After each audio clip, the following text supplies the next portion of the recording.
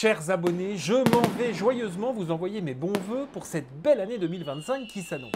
Je vais essayer de vous rappeler aussi pourquoi je suis là, pourquoi je me bats et pourquoi, à mon avis, ce n'est que le début du combat. J'en profite pour vous dire que si vous n'êtes pas abonné, bah alors déjà c'est pas bien.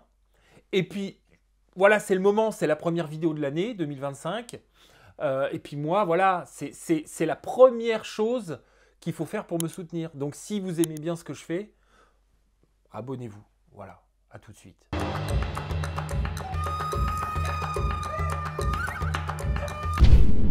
Si tu veux soutenir Richard sur Terre, abonne-toi à sa chaîne. Cette année 2025 a été riche quand même quand on y pense. 50 vidéos, près de 4 millions de vues cumulées, vous avez passé 354 000 heures à regarder mes vidéos. Ça fait plus de 40 années de visionnage non-stop. 10 000 nouveaux abonnés nous ont rejoints cette année, j'en profite pour vous souhaiter la bienvenue dans la famille de ceux qui aiment pas trop se faire prendre pour des cons. Voilà, ça fait plaisir, les gens se réveillent. Non mais je parie sur le fait que la sphère animaliste ne peut pas comme ça raconter des conneries toute l'année sans que les gens finissent par s'en rendre compte. Voilà, je veux bien qu'on soit tous un petit peu bloqués comme ça dans la matrice, mais enfin à force, ça finit par se voir. Et ça, c'est une excellente nouvelle. Voilà, je le dis souvent, mais la plus grande chance de la chasse française, c'est ses opposants. Ah bah être aussi malhonnête comme ça, de manière constante, toute l'année, c'est prodigieux. Tout ça sans trembler des genoux, s'il vous plaît. Des amalgames débiles entre féminicide et chasse, entre agression sexuelle et chasse même, des montées en épingle d'accidents, une presse de plus en plus débile qui recrute avec le fion, des réensauvagements foireux, en veux-tu, en voilà. D'ailleurs, à ce sujet, on attend toujours l'exemple qui fera date. Vous savez le truc qui va me faire taire? Je me dirais, ah tiens, on peut donc faire une réserve et mettre des ongulés dedans? Et on n'est pas obligé d'en tuer quelques-uns tous les ans pour garantir la survie du groupe. Mais c'est super ça! Moi j'aurais pas cru, dis donc. Ah bah je suis ravie! Cette année, on a vu une activiste de Hava abolissant la vénerie aujourd'hui se prendre une giroflée des familles. Tu veux faire quoi? Bon, on va commencer par dire que c'est pas bien. Tu veux faire quoi? Tu veux faire quoi?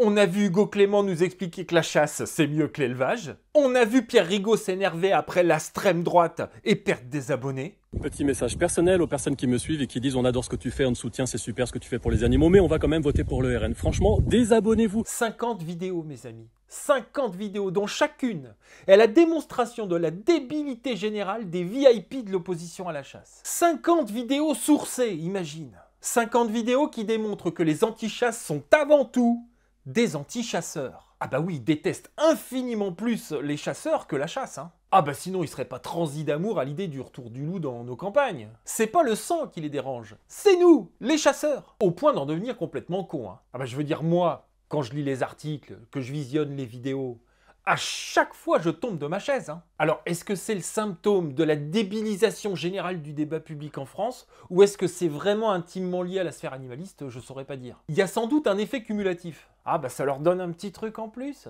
Moi, vous voyez, je suis un gars normal, un citoyen. Mon truc, c'est la défense de la chasse parce que c'est mon mode de vie, quoi. Alors je passe mon temps à balayer les comptes anti-chasse à la recherche de matière. Non par esprit de contradiction, juste parce que j'ai besoin de boucler une vidéo, hein. J'écris justement des vidéos parce que jamais, je vous dis bien jamais, je ne manque de matière. Il n'y a pas une semaine où une asso, un people ou un journaleux ne se vautre pas dans la connerie la plus crasse à propos de la chasse. Par ignorance, calcul, propagande ou bêtise, c'est un putain de festival toutes les semaines. Et mon travail à moi, c'est de montrer au public la connerie générale de l'antichassisme français. Parce que jamais une connerie ne doit être gratuite. C'est important ce concept-là de gratuité. Chaque connerie doit être accompagnée d'une vidéo qui fait passer son auteur pour un con. Juste pour que ça le fasse hésiter ce qu'il faut à dire de la merde la fois d'après. Pour que dire des conneries sur la chasse coûte quelque chose. Non, parce qu'il y a une chose que je sais, parce que j'ai des yeux et des oreilles cachés un petit peu partout, c'est que mes vidéos les rendent ma boule.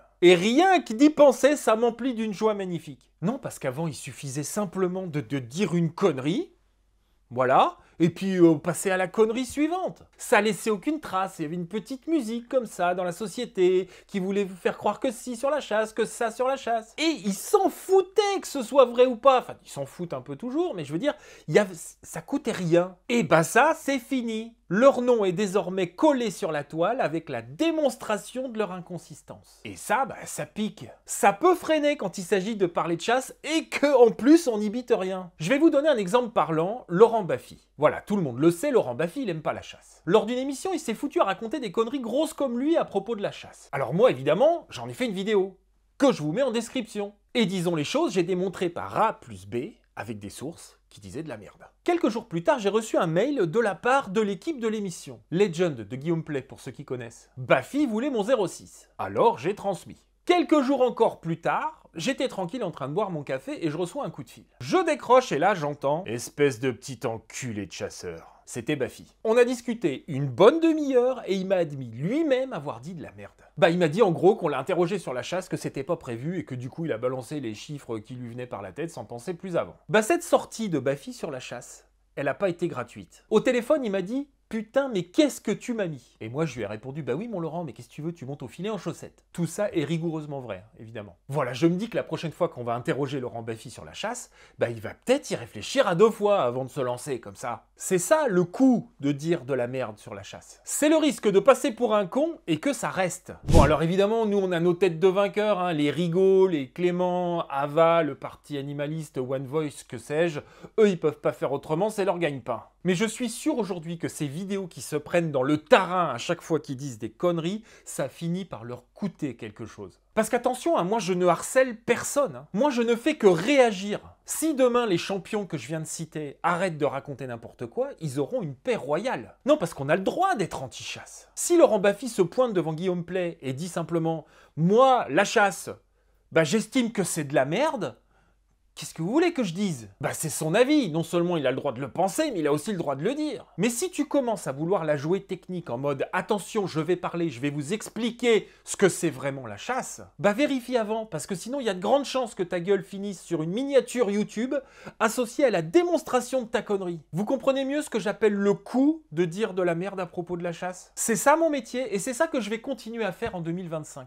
Je vais faire en sorte que personne ne puisse dire de la merde sur la chasse gratuitement. Chaque mensonge, amalgame, approximation sera affiché ici, pour la postérité. Parce que pour l'instant, être anti-chasse dans ce pays, c'est répéter les mêmes conneries débunker 1000 fois en espérant que les gens finissent par y croire. C'est aussi se jeter sur le moindre fait divers pour l'utiliser, l'instrumentaliser, pour mettre en avant son dogme. Exagérer, mentir, travestir, récupérer, c'est la marque des idéologues. Et autour de ce panier de génie, gravitent 2 entités qui sont leur caisse de résonance. La presse d'abord, hein, qui préfère de loin tendre son micro à Rigaud ou à Broniszewski plutôt que de faire son taf d'information, et certains people hein, qui ne bitent rien à la chasse, hein, mais qui sont indignés par contre. Voilà, ils glanent 2-3 éléments de langage, hein, de l'espace, Ava, One Voice, que vous voulez, ils balancent ça sur les réseaux sociaux avec un petit hashtag abolition, et puis voilà, on n'en parle plus. Voilà, en général, c'est ceux-là qui disent le plus de merde. C'est des débutants, c'est pour ça. Ça s'indigne, et puis ça devient des pantins d'une propagande bien rodée qui finit par abrutir les masses. Tout ce bruit rend les citoyens moins informés, donc plus manipulables. Parce que moi, je demande pas à ce que les anti-chasses se foutent à aimer la chasse, hein. Je veux juste qu'ils arrêtent de désinformer les Français. Alors on va faire ça en 2025. Je passe un contrat avec vous, hein, chers amis anti-chasse. D'abord, ne dites plus de bêtises. Ensuite, informez-vous, c'est très important ça. Et enfin, arrêtez avec vos appels à l'émotion ridicule. Voilà, si vous faites tout ça, je m'y engage, vous aurez une paix royale. Bon, après c'est sûr, j'ai des doutes. Hein. Parce que si on vous enlève tout ça, il va rester quoi?